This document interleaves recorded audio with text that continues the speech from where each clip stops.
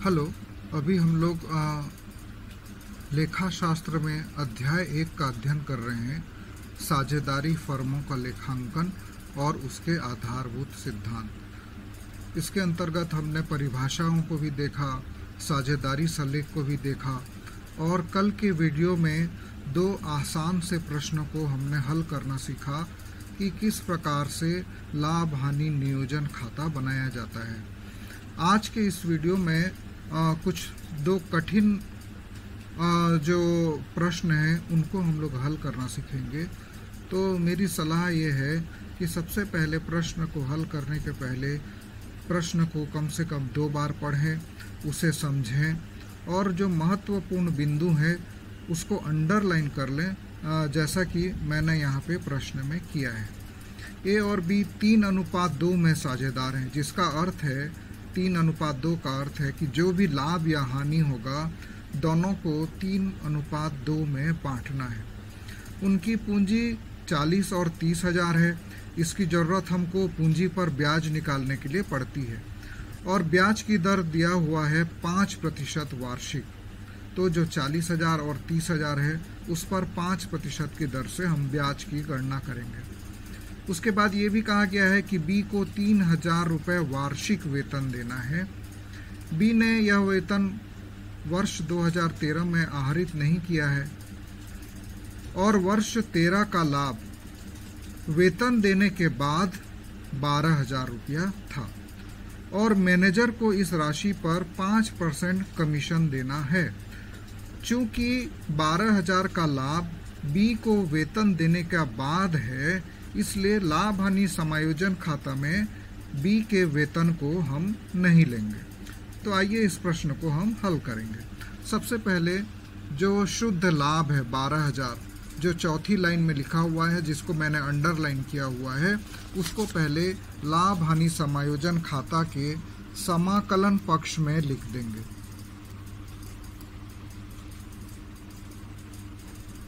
विकलन पक्ष में आएगा पूंजी पर ब्याज। पूंजी पर ब्याज की गणना करने के लिए मैंने वर्किंग नोट्स बनाया है। वर्किंग नोट्स में देखेंगे हमको ए की पूंजी और बी की पूंजी पर 5% की दर से ब्याज देना है। चूंकि ए की पूंजी 40 हजार है, इसलिए 40,000 गुणित 5/100 करेंगे तो 2,000 रुपया आएगा। 0 को केवल काटना है और 400 और 5 का गुणा करना है।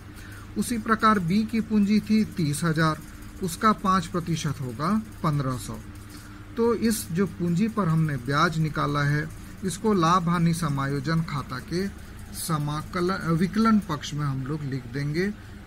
पूंजी पर ब्याज कॉलम लिखकर ए की सामने में 2,000, बी के सामने में लिख देंगे 1,500 और आउटर वाले कॉलम में दोनों को जोड़ के 3,500 रुपये लिख देंगे। उसके बाद प्रश्न में ये कहा गया है, इसका वर्किंग नोट्स बनेगा कि मैनेजर को 5% कमीशन देना है। जो भी शुद्ध लाभ हुआ है उस पर 5% कमीशन देना है।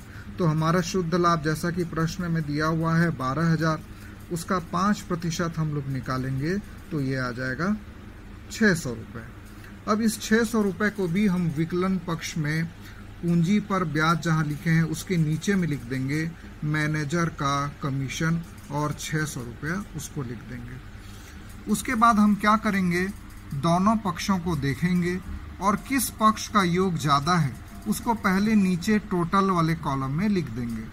और चूंकि देखने से ही समझ में आ रहा है कि जो समाकलन पक्ष है उसका टोटल ज़्यादा है अर्थात 12,000 है, उसको नीचे में लिख देंगे टोटल पक्ष में और इसी टोटल को विकलन पक्ष में भी लिख देंगे। और उसके बाद ये जो 3,500 और ये जो 600 है ये दोनों को जोड़कर 12,000 से घटा देंगे और दोनों को जोड़कर 12,000 से घटाएंगे तो जो राशि बचेगी वो 7,900 होगी। ये अर्थात सभी समायोजन करने के बाद का शुद्ध लाभ है और इसे दोनों साझेदारों में जो तय अनुपात में लिखा हुआ था, प्रश्न के शुरू में ही लिखा हुआ है 3:2 में बांट देंगे। 3:2 का अर्थ होता है कि कुल 5 भाग किए जाएंगे। 5 भाग में से 3 भाग ए को मिलेगा और 2 भाग बी को मिलेगा। तो आइए इसको कैसे विभाजित करना है इसको देखते हैं। हमारा शुद्ध लाभ आया है 7,900, उसको हम 5 से डिवाइड कर देंगे, अर्थात चूंकि हमारे पास कुल 5 भाग हैं इसलिए 5 से डिवाइड करने पर हमें एक भाग का मूल्य पता चल जाएगा। तो 7,900 को 5 से डिवाइड करने पर आएगा 1580, उसमें 3 भाग हमको ए को देना है, गुणा कर देंगे तो 4,740, और 1580 का 2 भाग बी को देना है, गुणा कर देंगे तो आएगा 3,160। इसको हम पूंजी खाता से करके ए के कॉलम में 4,740 और बी के कॉलम में 3,160 लिख देंगे और नीचे एक लाइन खींच देंगे, अर्थात ये दोनों का टोटल 7,900 रुपया है। इसे आप ज़रूर से बनाने का प्रयास करें। उसके बाद एक और कठिन प्रश्न जल्दी से हम लोग देख लेते हैं, जो है प्रश्न क्रमांक 6। मनीष और गिरीश साझेदार हैं। यह प्रावधान किया गया है कि लाभ विभाजन बराबर होगा, अर्थात 1:1 में होगा। मनीष को 400 रुपया प्रति माह वेतन दिया जाएगा। देखिए यहाँ पे ध्यान देने वाली बात है, प्रति माह लिखा है, तो एक वर्ष में 12 माह होते हैं, इसलिए 400 गुणित 12 करना पड़ेगा। उसके बाद गिरीश को कमीशन भी देना है जो शुद्ध लाभ का 10% होगा, और वेतन देने के बाद, वेतन है 4800 रुपया, तो शुद्ध लाभ जो 40,000 है उसमें से 4800 घटाने के बाद जो लाभ बचेगा उसका 10% कमीशन देना है। पूंजी पर 7% ब्याज देना है और आहरण पर 5% की दर से ब्याज लेना है। और नीचे में लिखा हुआ है वर्ष की समाप्ति पर लाभ की रकम 40,000 है। लाभ हानि विनियोग खाता तैयार करें। तो आइए इस सवाल को हम लोग हल करेंगे। सबसे पहला काम हम लोग करेंगे, शेष लाया गया लाभ के रूप में 40,000 को लिख देंगे, क्योंकि ये हमको प्रश्न में दिया हुआ है। पहले समाकलन पक्ष को पूर्ण कर लेते हैं।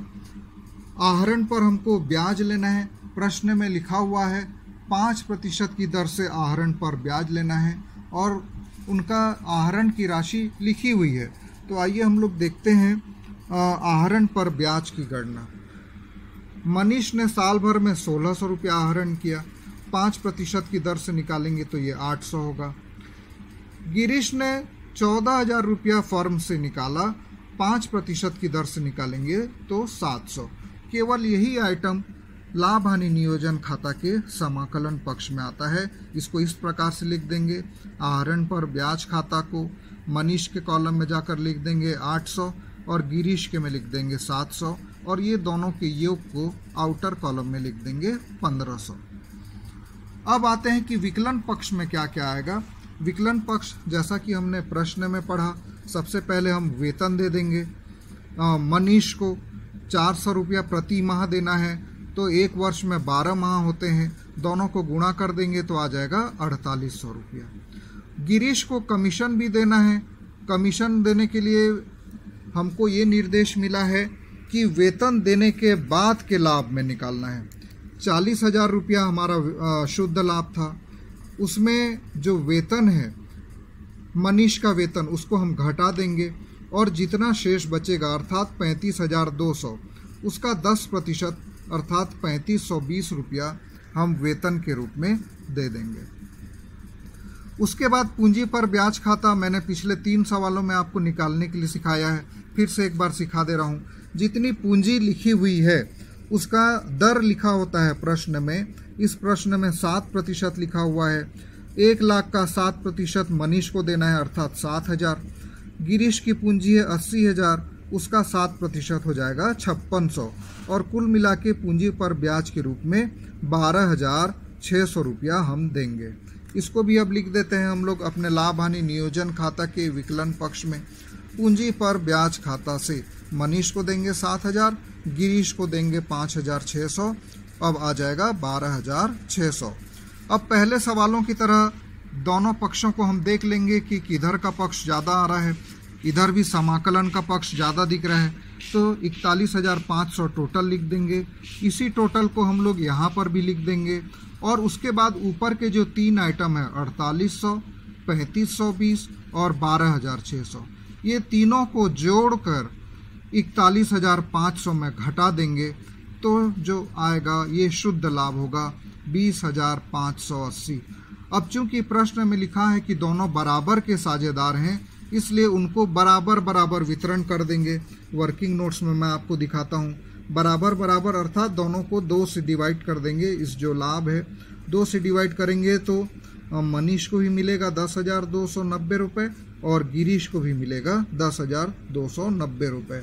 इसको हम लोग लाभ हानि नियोजन खाता के विकलन पक्ष में पूंजी खाता से करके मनीष के सामने में लिख देंगे 10,290 और गिरीश के सामने लिख देंगे 10,290। इस प्रकार कुल शुद्ध लाभ सभी समायोजन के बाद 20,580 रुपया आया, जिसको प्रश्नानुसार दोनों साझेदारों को आधा आधा बांट दिया गया। तो इन प्रश्नों को एक बार आप अपनी कॉपी में बना कर देखें, अवश्य देखें। जितना ज़्यादा प्रैक्टिस करेंगे उतना ज़्यादा ये सवाल आपसे बनने लगेंगे।